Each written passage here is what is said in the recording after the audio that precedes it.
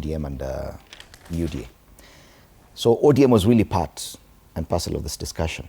But if you had the sentiments by the party leader of ODM that day, it would appear that ODM was not involved much in this discussion. The party leader was not even aware that the event was going to be then, that he had not even been properly invited to this event. He was not even ready to make his own remarks.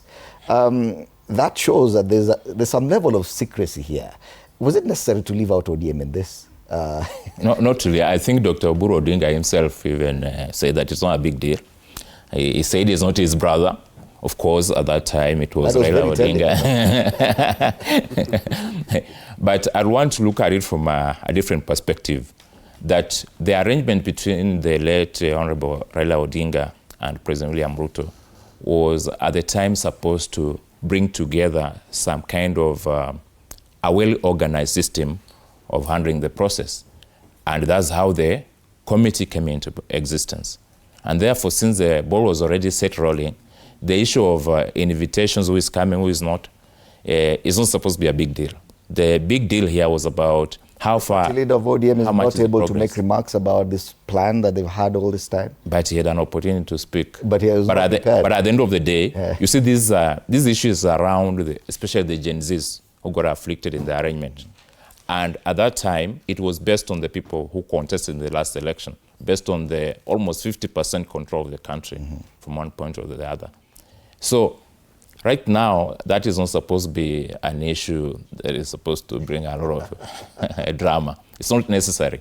What matters most is the focus of the point and the objectives of that meeting, which was accomplished because... My question is still around the level of secrecy in this whole process, because activists want it public. It would appear that even ODM, to them it's not as open as probably they would have hoped, that this whole process has been controlled by probably State House. I believe that eventually the list is supposed to come out. I think for transparency purposes, that is true.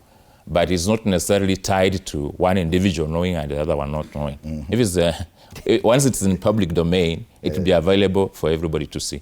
What matters most is the process being handled to the level of the money getting to the victims, real victims. And that, I think, is going to be seen in the coming future. All right. So let's now take a look at now the real remembrance. And there's a split between now remembering the victims of the police brutality and the potential of violence or unrest that we've witnessed in the last 2 years. Of course, 2024, and now the very first anniversary last year. Right now, many people don't know what will happen on Thursday. Yeah.